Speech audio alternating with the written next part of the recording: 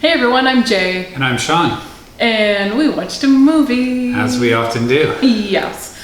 So here we are, home from a nice week spent at the cottage, where we had a strict no working policy. Oh yeah. Didn't work out that way. I mean, yeah, it often doesn't. But I didn't watch any movies, so that's kind of a plus. Yeah. Except for I knew that Beyonce's Black Is King was going to be released on Friday, and I waited like 3 whole days to watch it now. It is a long time for me.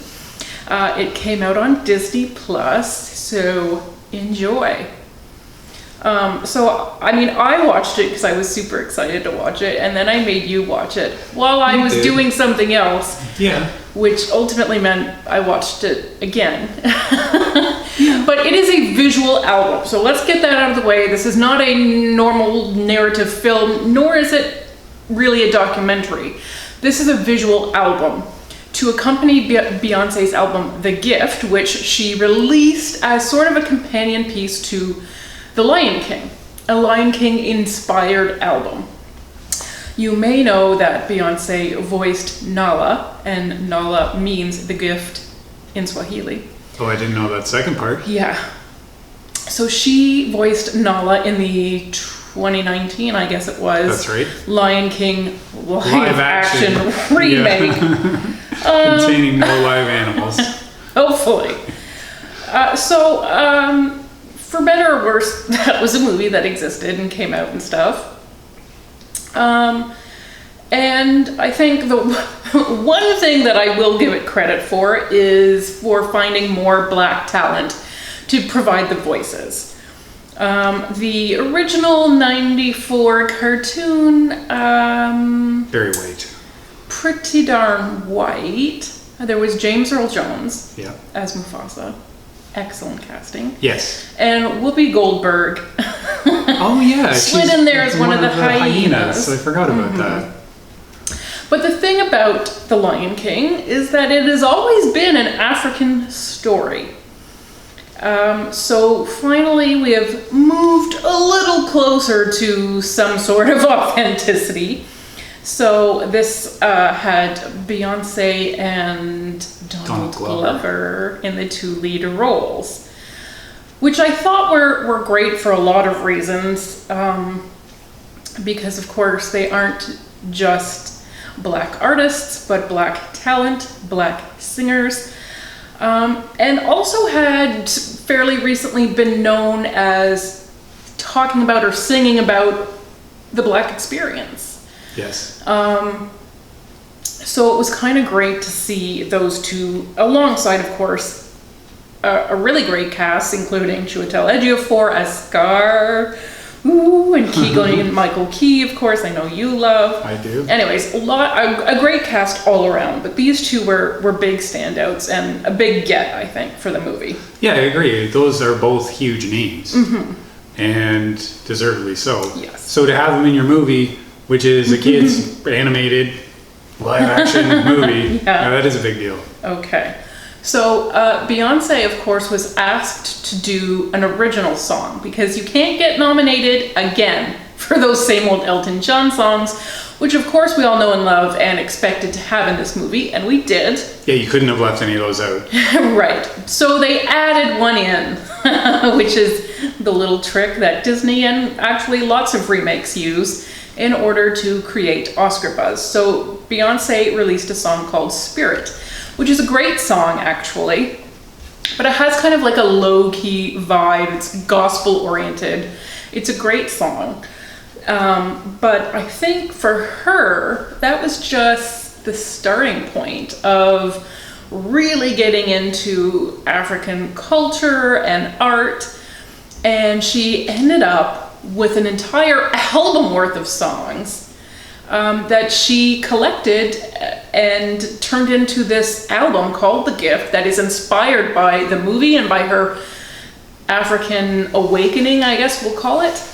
And I mean, it's a fabulous album, and the visual album right now. You can watch it on Disney Plus, and go do it because it's so great. Yeah, it's really cool. Did you enjoy it, Sean? I did. Is this just me? Because I was really like, woo. No, the music is great, and there is sort of a loose narrative. Not that I pretend to understand the nuances. There's so much to look at, though. That's right. So, I mean, the narrative, it's very loose, but it is meant to sort of follow the general Lion King story. But in this case, using the African people and so their literally experience. live action this time. Yes, literally live action. And so we follow this little boy as he navigates a whole host of challenges, and Scar is the least of his worries, I would think. But it's also like a celebration of family, of culture, of all of this sort of musical inspirations that she's taken from. It's really so well done. Just like when she did Lemonade. Again, she's the director of the film, but she works with lots of directors and to do each separate video. So everything has a great flavor. Like Sean said, there's constant stuff to look at.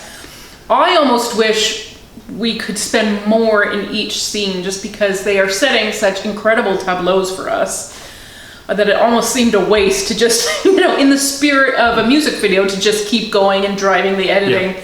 Yeah. Really, I wanted to just play. I just wanted to play in those scenes and enjoy them for longer and faster and better. That makes sense. And how many outfits did she wear? Oh my God. It's like just bang, bang, bang, different look and every 3 seconds. Can only assume like multi-million-dollar wardrobe items in this video. Like there are some scenes where you're just like, I could have dollar signs in my eyes of just like how much money is being racked up just to produce this 1 second of film. Just for those dog sunglasses. Oh, okay, but those were fabulous. Oh yeah, they were. Yeah, they were. So, Beyonce, comes with her whole host of, she's got a storied career behind her. I think she's got a storied career in front of her, but she seems to have had an almost renaissance these past few years, where, she had already achieved pop stardom. Mm-hmm. That is not negotiable, questionable, yes. Yeah. But suddenly she seemed to be a little more, yes, and a little more vocal about race. Yes. But her own identity as a woman, as a Black woman, as an artist, where she stood in the world and where she thought the world stood with her.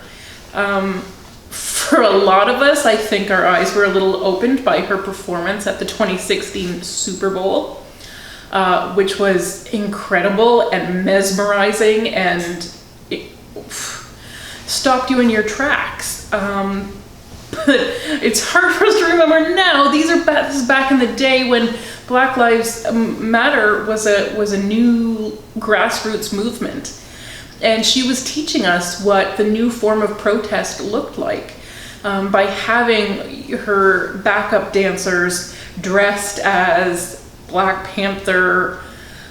I mean, the whole thing was so incredible. The way she could unify these themes with her music. Formation, of course, was the big song that came out of this period, which is incredible. And again, it speaks to civil rights generally and specifically, but also her experience as a Black woman, and I think a Black woman of some influence. And just watching America and what it has become in terms of its treatment of its lower citizens. And I say lower because certainly they have treated Black people as lower, less than. But also we believe culturally, all of us do, that we are only as good as the way we treat the least among us. The poorest. We say that. We say that, yes. But I think things like Katrina make us realize how very much it was true that the poor Black people were treated as second-class citizens. Yeah, absolutely. So, you know, certainly these events would have informed her and inspired her. I think also she was becoming a mother around this time. I think a lot of things coalesced for her to finally feel like she could speak up about it. And I'm sure for any Black artist, there is a line that is very precarious. Yeah, where you don't want to get ignored or discarded or alienated the fans. Yeah, that's... Be criticized because Black people are always going to be criticized, you know. Yeah. They're going to ask you specifically about what your Black experience is, but then also put you down for speaking about it or not speaking about it. It's really almost a no-win situation. Yeah, and that's, I think, a really good point and something that Beyonce is too big to fail at this point, right? She doesn't need any money. Yeah. She doesn't have to sell another thing in her entire life. And I think that's really, really interesting because a lot of people, they have their hits and you'll never see them again.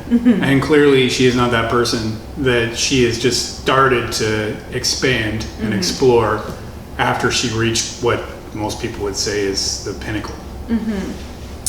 And I think unlike Madonna, who is, you know, also reached the pinnacle and then has spent these years sort of clawing to get back at something that you can't get back at. I'm sorry, but you're never going to be Madonna in her 30s again. No. So stop trying and stop pretending. And Beyonce is, I feel, evolving. Absolutely. Every time she creates something like this, it's brand new.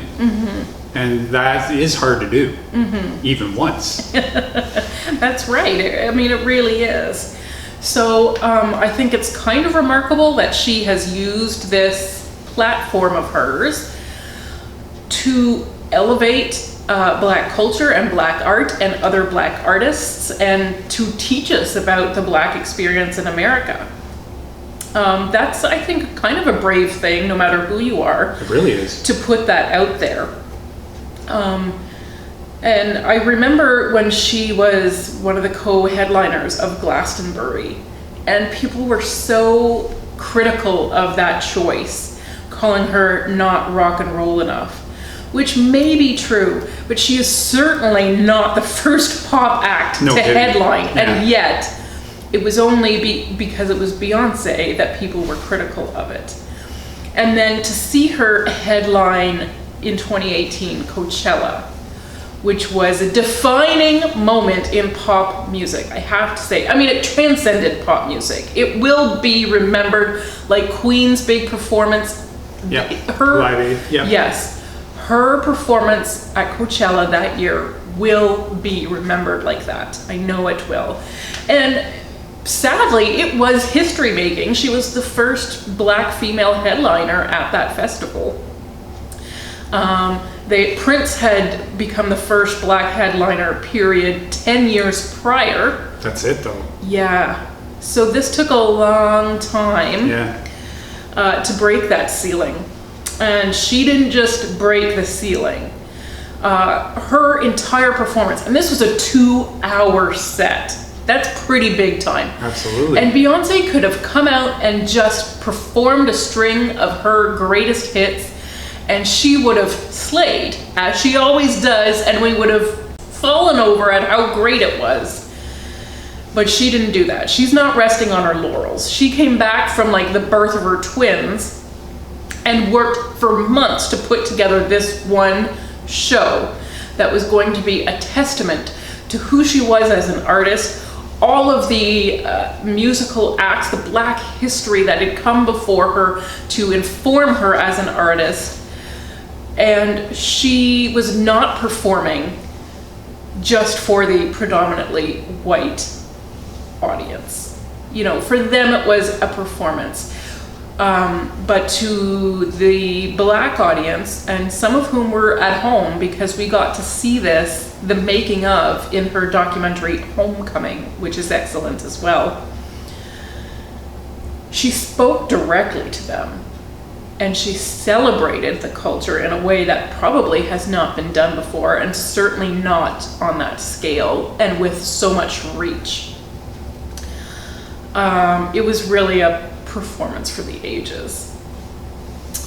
So now we get this album, The Gift, which is a gift, I think. And it's, again, incredible. It's really, I think, sort of fusing Africa and America. African American, that's who she is, that's all she's always been, but I think she's really exploring what that means and sort of redefining the hybrid of it. Because it's an exploration, certainly, of her ancestral roots, but also a testament to the art that has taken place in her country of birth, because that has its own history as well. And certainly lots of white performers have benefited from the Black performers who came before them. And the music industry still, to this day, has a track record of not always awarding or even recognizing the Black artists who are actually driving their genres. Yeah, that's true.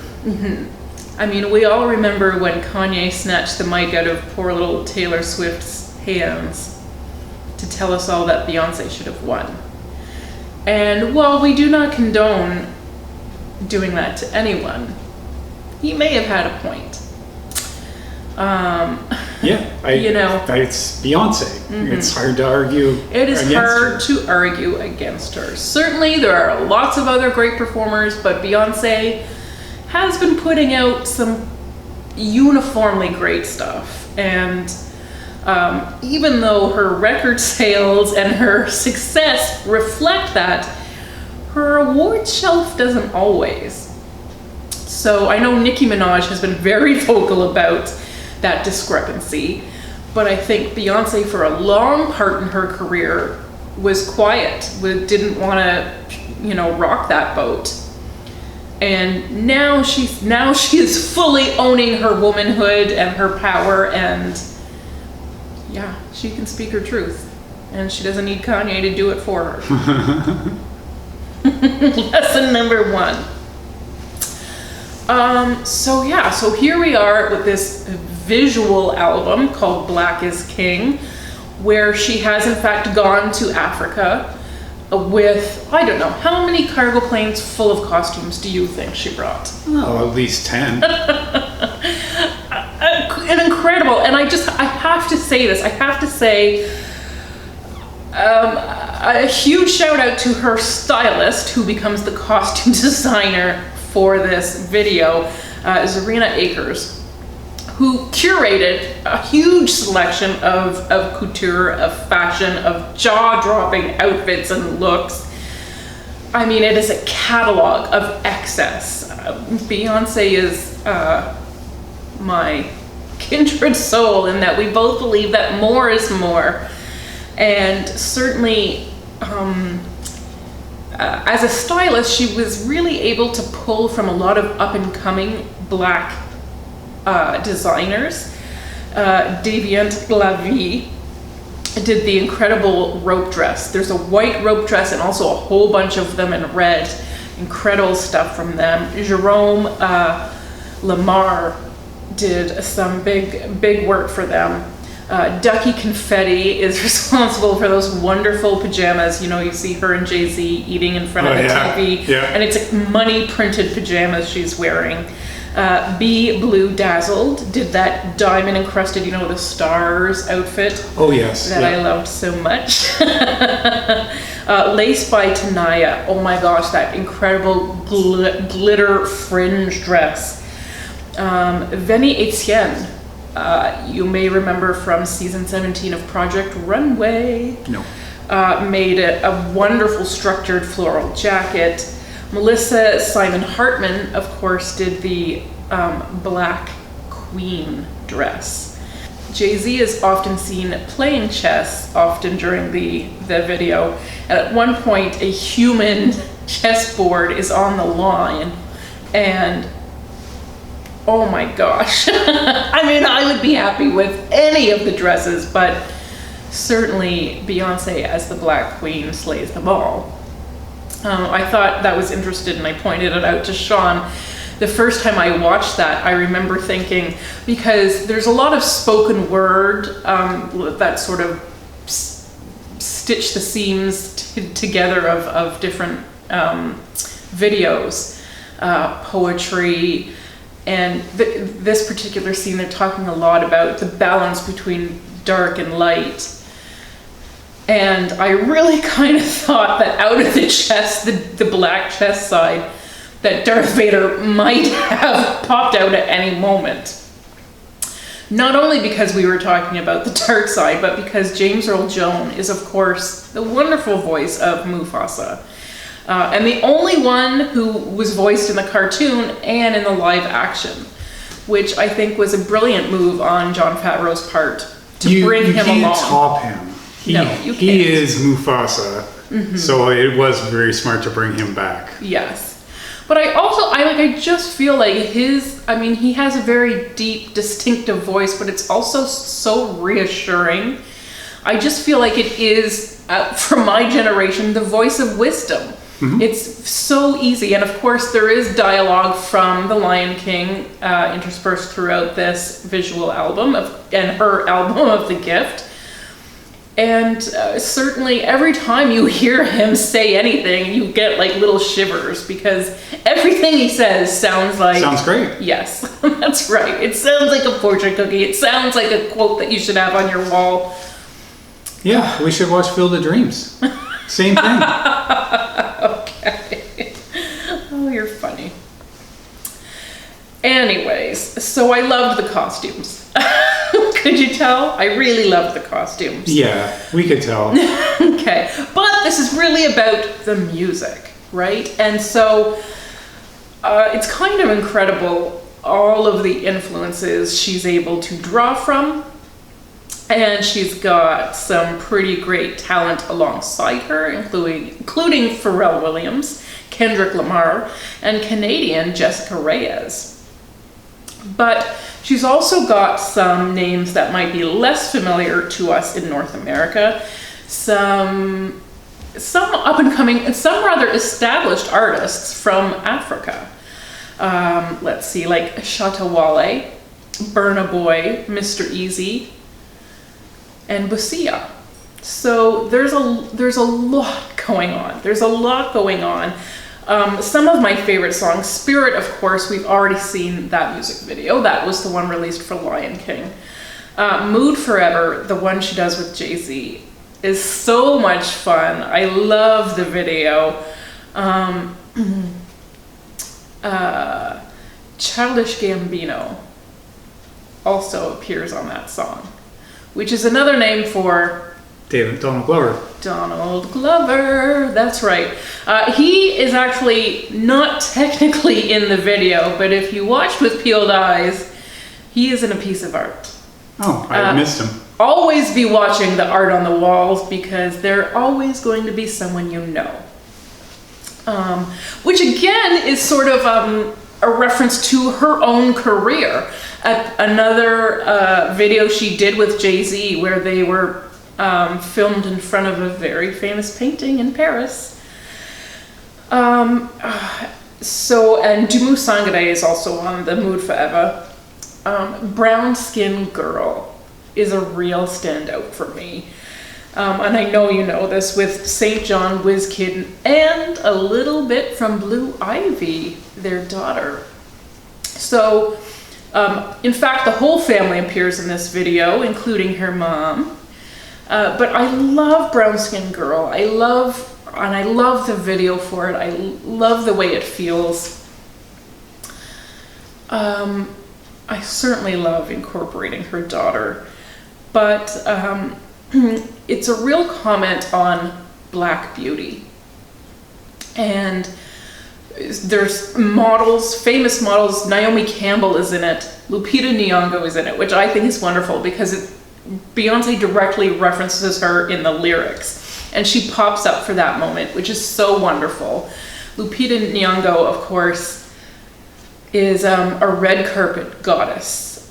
She has had actually some really stellar award seasons back to back. And she has dominated the red carpets, which is always nice to see a person of color be able to do that. But particularly, I think, for someone as dark skinned as she is, because certainly in the, our white eye for beauty has seemed to reward lighter skinned people, and Beyonce is one of them. She is quite light-skinned and has faced controversy for it, been accused of lightening her skin. No evidence of that, by the way. But I think as the mother now of 2 black daughters, and I think just being able to own the different shades of black beauty, I think is a really nice moment to have included.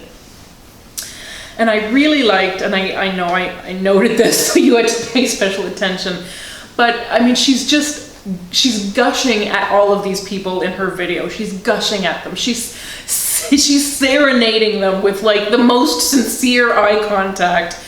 And there's one really cute little moment with Kelly Rowland. Her good buddy. Destiny Child, that's right. And she is singing at her and calling her beautiful. And literally you can see Kelly just blush and have to break the contact because it's too much.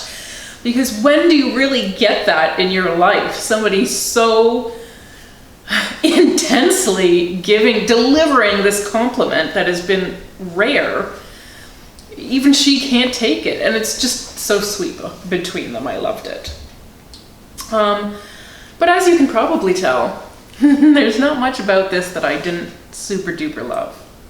Yeah. Yeah, I'm getting that feeling. Yes. I mean, the African landscapes are incredible. Oh, they're spectacular. And I love how they because we see her in like so many just jaw-dropping outfits. I mean, you can say fit for a queen, but no queen has ever been this well dressed. I mean, we're Canadian. You know who our queen is. To me, she has always been an old lady. Watching The Crown on Netflix has made me realize at one point she was young, although she was maybe never super She was always an old lady. It was probably her sister. Yes. Spirit. I mean, she felt like she had to be dowdy and respectable. Yeah. And now she's trying to do the same to poor Kate. Oh. You see, this is why we need the Meghan Markles. But yes, Beyonce is no mere queen. She is something celestial, I think. But she's got all these wonderful, wonderful outfits, and then they throw her out in the African desert or under a waterfall. And I think it's sort of a commentary on how varied the African landscape is and also how varied African beauty is. So certainly we do see from different people as much as we see different environments. And they have so many beautiful ones under the twinkling stars that it's kind of jarring when we see a cityscape.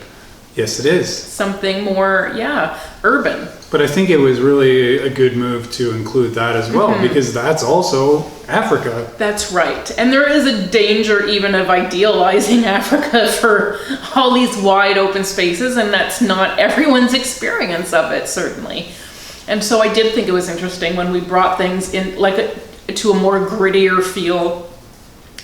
There's one sort of warehousey scene that reminded me of the brilliant video by Childish Gambino. Yes, This Is America. That's right. Yep. And I just felt like there are so many levels and references.